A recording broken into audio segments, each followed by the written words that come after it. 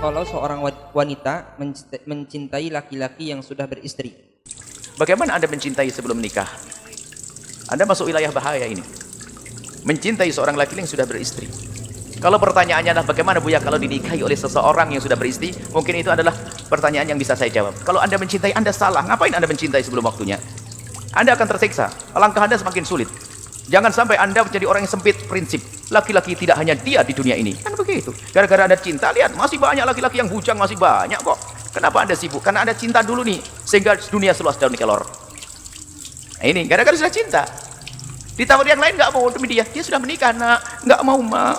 Pokoknya dia, mak. Acuh ini orang. Baik, kalau mencintai, kami tidak menghimbau cinta sebelum pernikahan. Ini tidak saya jawab kasih. Kalau seandainya, gimana Buya kalau?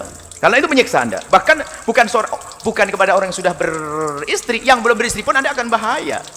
Kalau sudah seorang wanita mencintai seorang laki-laki, ini semua ini dilupakan. Allah tidak dianggap, Nabi Muhammad dianggap. Bapak ibunya punya calon lebih bagus pun katanya apa? Hanya dia, mak. Di dunia nggak ada laki-laki kecuali dia. Wah, topnya. Sehidup semati. Baik, nggak seperti itu ya adik-adikku, jaga hatimu. Cinta tuh gak enak gelarnya, jatuh cinta. Kenapa? Nah, asmara. Wah, sakit semuanya.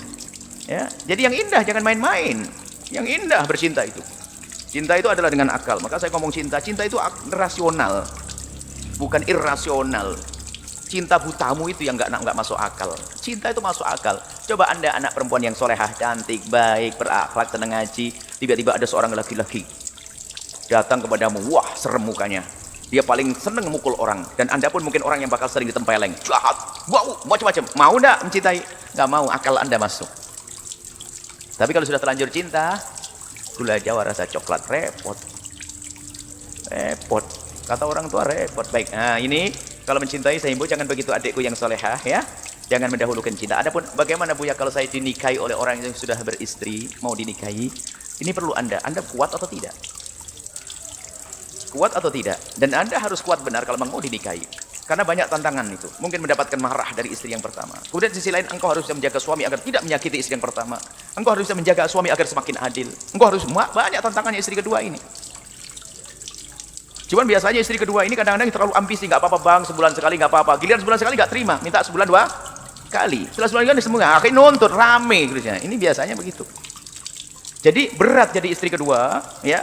Berat jadi istri kedua, jangan hanya ambisi engkau untuk mendapatkan misalnya. Anggap saja dia seorang ustadz kesolehannya, Anda bisa bertahap-tahap Anda. Kekayaannya, takut ambisi yang nggak benar. Kalau niatmu benar ya sudah bismillah, saya yang penting lah. Karena sebagian wanita itu punya keinginan 5, 1, 2, 3, 5. Mungkin nafkah, pengayoman, keturunan, macam-macam ini. 5. Tapi ada seorang wanita nggak butuh keturunan, saya sudah punya anak.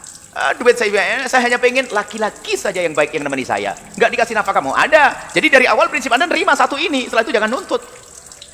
Ada wanita macam-macam. Intinya perlu Anda punya ilmunya, ketabahannya, dan ingat jangan hindari ambisi.